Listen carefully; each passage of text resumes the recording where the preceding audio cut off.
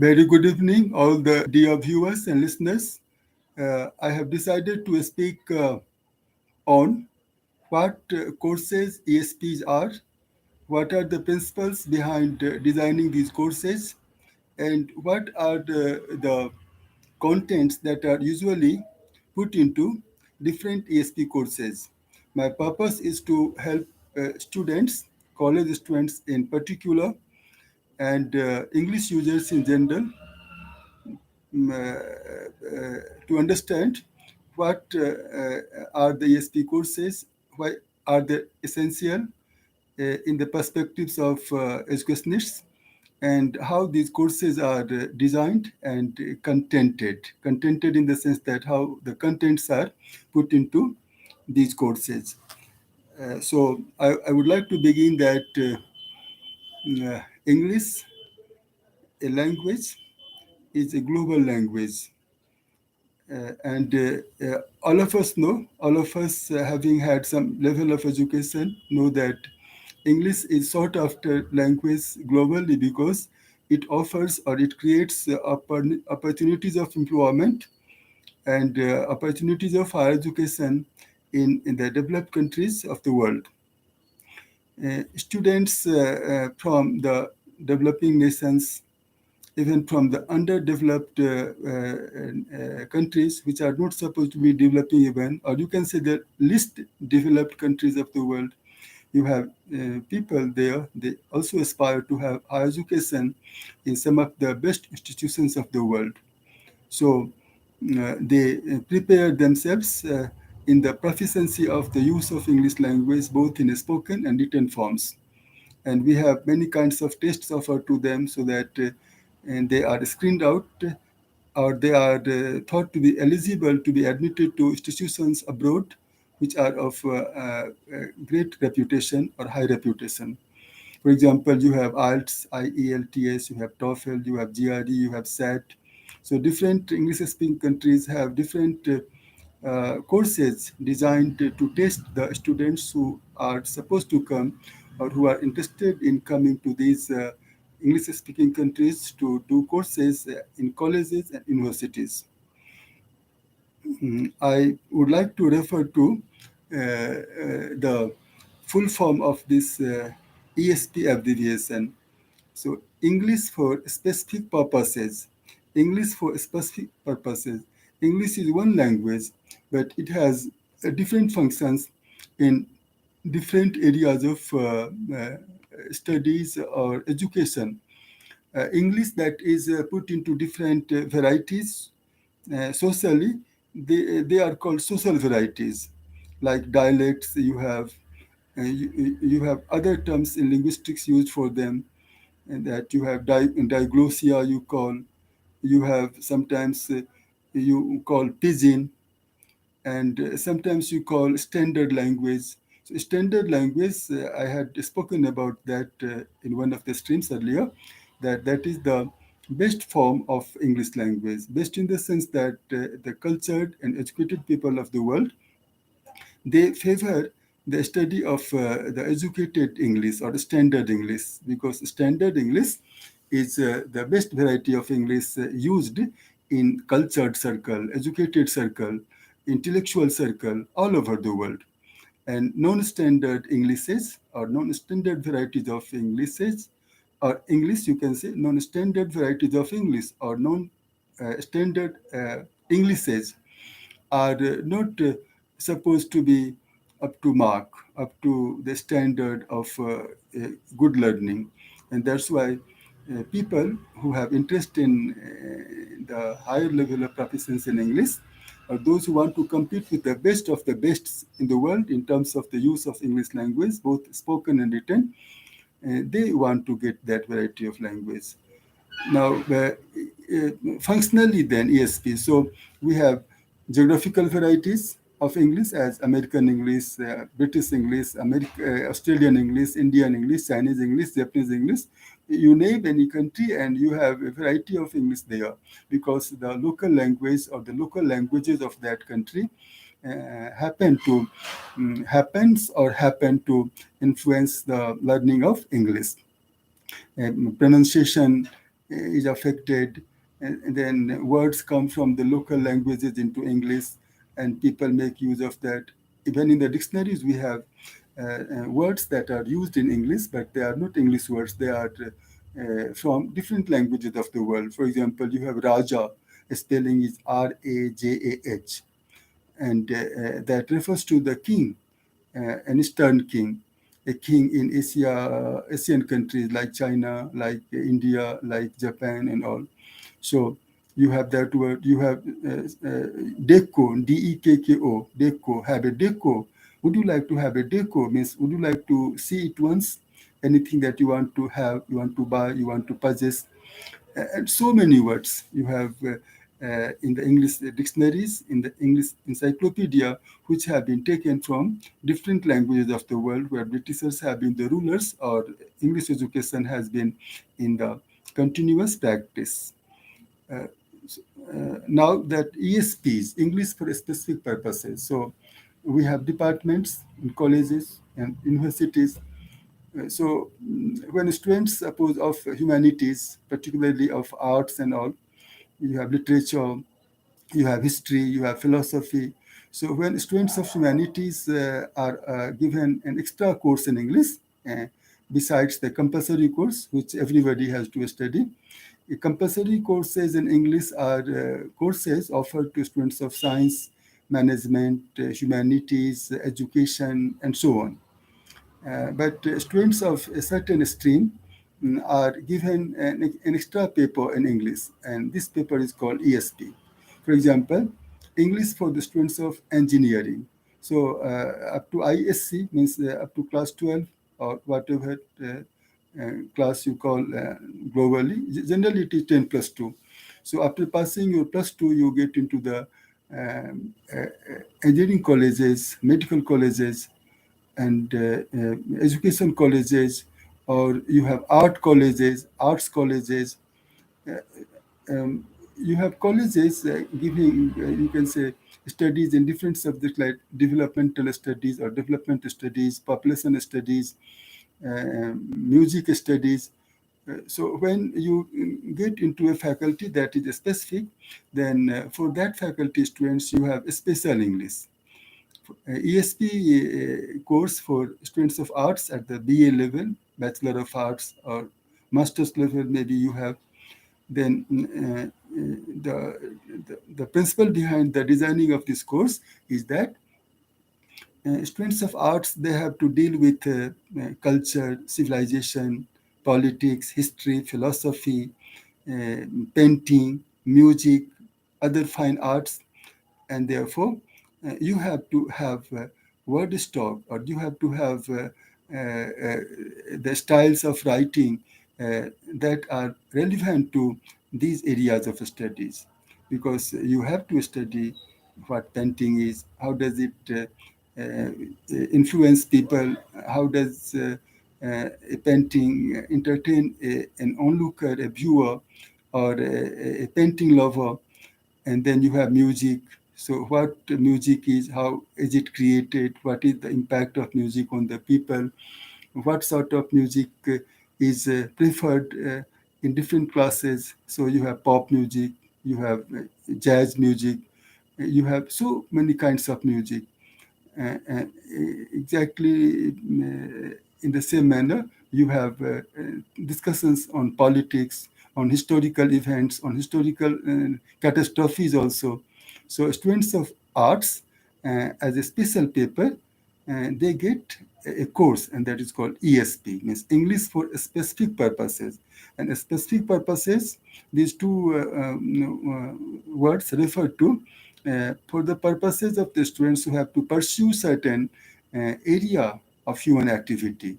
Uh, when you go into certain area where you have certain things, and these things are mostly used by the people related to that area.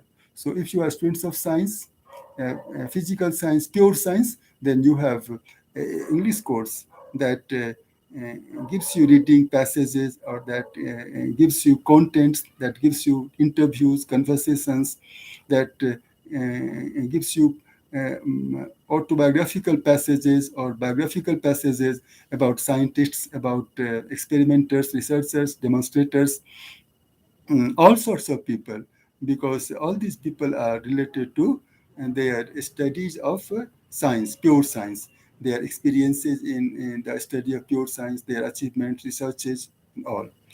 If you are a student of, let's say, medicine, then there also you have medical dictionary, because we have all kinds of dictionaries, and all the dictionaries are also for ESPs, English for specific purposes, dictionary of biology, dictionary of medicine, dictionary of chemistry, dictionary of physics, dictionary of social sciences, dictionary of politics, dictionary of economics, dictionary of psychology, dictionary of painting, dictionary of music, and you go on naming many other types of dictionaries which are very useful to specific areas of study, specific areas of our pursuits, our passions, and all. Uh, so I have seen, I have taught also, and I studied also as a student. I had a course to do, and that was called ESP course, English for specific purposes. And as a student of English honors at the college level, we had compulsory papers, we had honors papers, and for special reading related to the humanities, we had a course, and that was called ESP. Students of science had another course. Students of management, those who study economics and accounts and bookkeeping and accountancy, statistics, these people have another kind of English course. And that is a specific English course that is not compulsory. In the compulsory English courses, you must pass.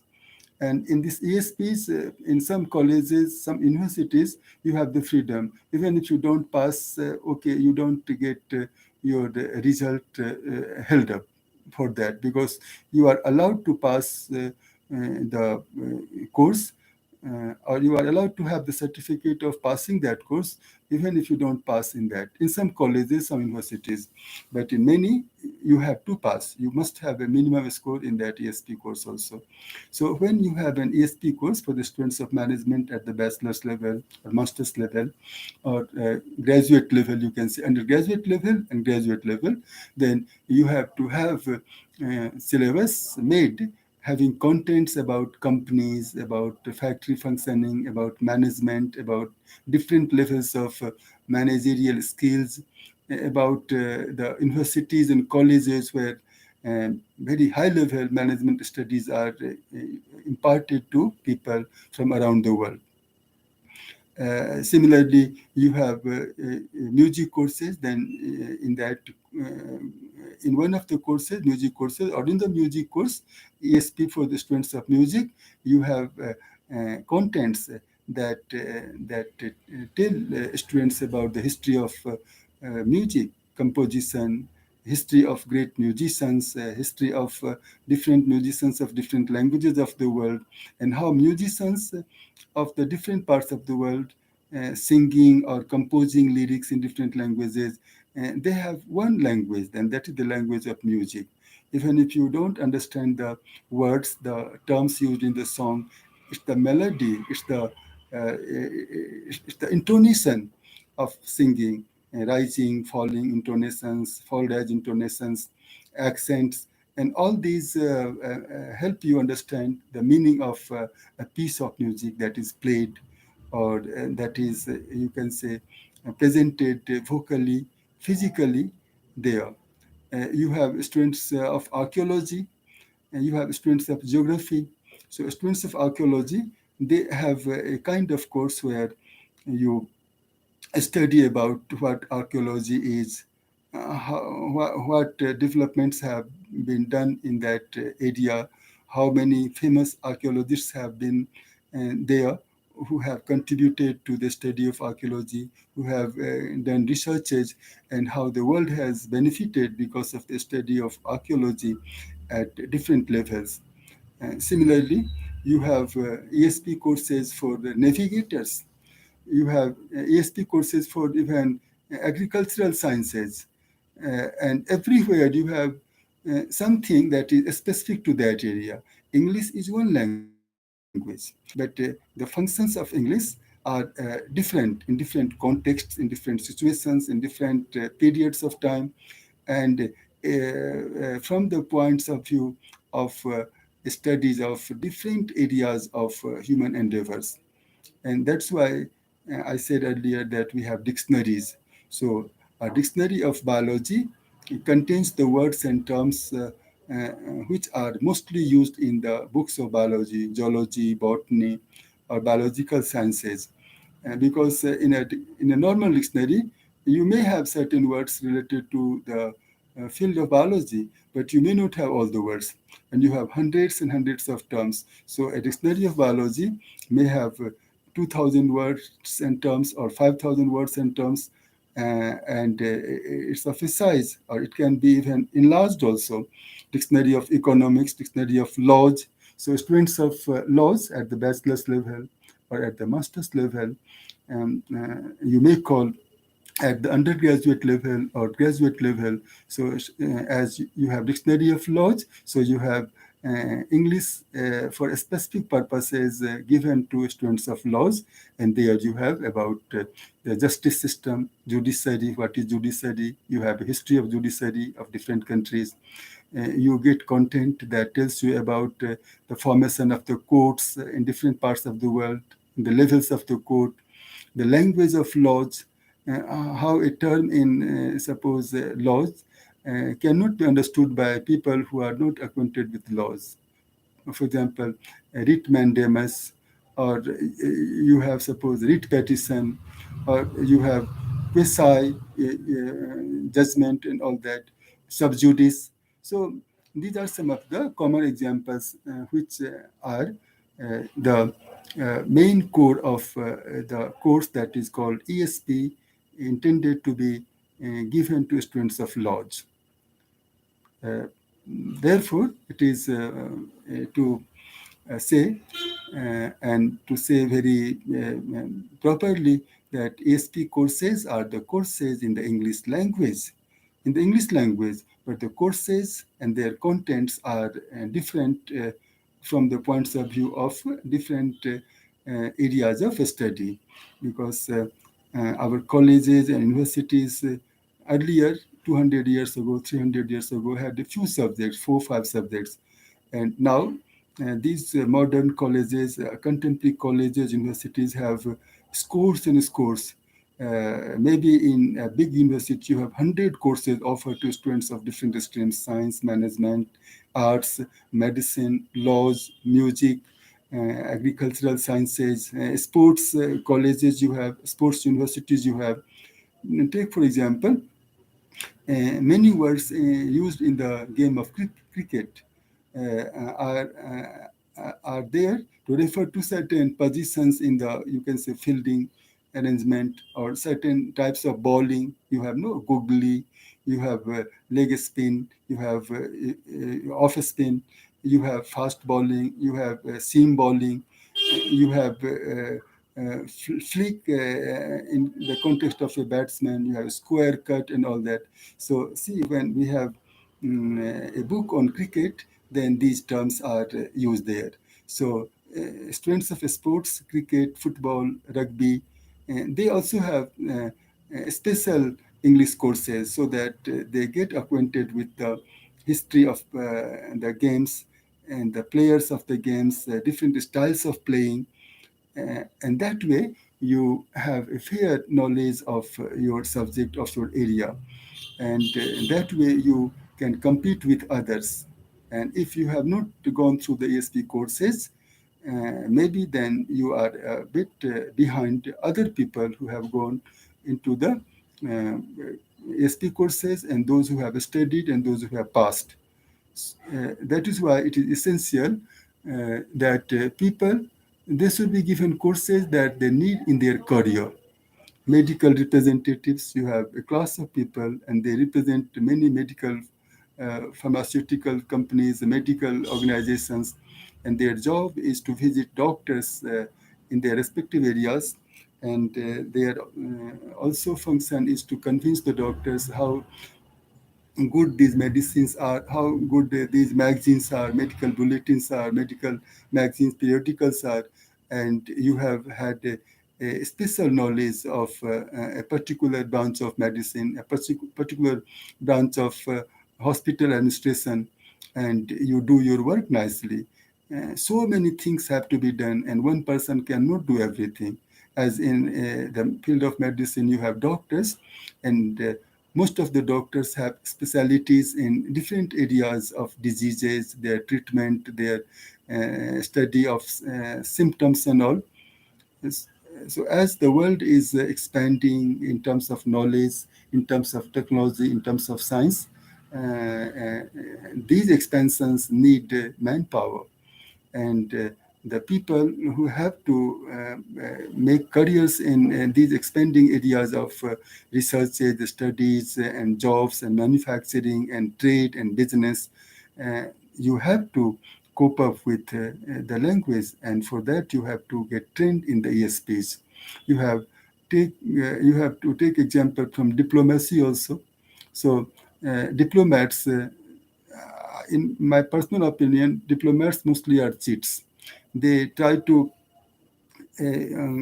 gloss over the situations. They try to make fun of something serious, what is something very light, what is trifle. They make trifles into serious situations. Means that they change the situations. Trifles are made serious, and serious things are made very trifle, very light. And they say that a diplomat doesn't have to speak truth. A diplomat has to be very clever, very cunning, in order to make the other party believe in his words, and then get to a solution as a party. But later on, because diplomatic intentions are not truthful, not for steady or permanent solutions, they only want to have stopgap arrangements in terms of solutions. Okay, for the time being, let us do this, and the problem would be supposed seen as having been solved, but there is no solution to the problem. Problem remains, but then some dilly-dallying is done, some time is bought, and that is what they do. And that's why I remember a cartoon by R.K. Lakshman, who was a brother of R.K. Narayan, one of the most famous Indo-Anglian novelists. He's the Waiting for the Mahatma, the Guide was made into a film also. And R.K. Lakshman, the cartoonist, R.K. Narayan's brother, he had made a cartoon showing the Russian head of the state and the American head of the state perched on the top two branches of a tree and looking for the ways for world peace and world prosperity. And Lakshman, through that cartoon, had laughed at such a posture. You don't have to go up to the top of a tree to look down on the earth and to ponder about how to have solutions of the problems of the world, but you have to be practical. You can do it if you want. So the hint through that cartoon was that these people, they have formal summits, formal meetings and all, but they are all to misguide the people of the world. They don't intend. They, in front of the camera, they smile, they shake hands, they have pats on each other's back, they praise each other, or they criticize each other. They say only that, well, this summit has been very successful, but no breakthrough has been made. In fact, no ice has melted, nothing has happened. But in order to satisfy the press or to make an euphemism of the bitterness that they have still between them, they make a statement that things are getting all right, situations are to improve, world peace or world order will be restored very soon. Or these two leaders who have been at loggerheads, who have had differences, now they are coming together, they are bridging the gap of misunderstandings and all. So for diplomats also, or the students who are in the faculty of international studies, they also get ESP, English for specific purposes. and they are given the course which acquaints them with what diplomacy is, what is international understanding, what are the international global organizations, what are their functions, what are their mottos, what are the principles behind their formations, and how much progress they have made, and all that. Therefore, I would like to conclude that ESPs are English for specific purposes courses, and these courses are offered to different faculties, students, and students happen to benefit from these courses because they get especially trained in matters of the use of language in certain ways of life, in certain domains of life, and that is very important. So, my dear students, if you are listening, or if you ever happen to listen to this, you take it for granted that ESP courses are very beneficial, and they are in the English medium, in the English language, but they give you contents or subject matters or uh, reading materials that are very, very relevant to your future career or your subjects knowledge that you have chosen for yourself. As a student of law, you have had ESP course in laws, and that will help you to have lots of words, lots of terminology, lots of examples of the language that is used in the performance of your duty as someone associated with the courts or the laws or advocacy or writing drafts and all that.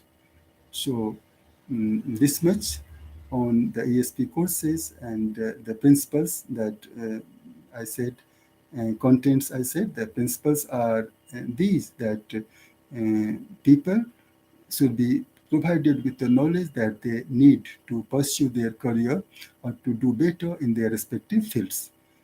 So, this is all that I had to say, I could say. And thanks a lot. God bless us all. Bye bye.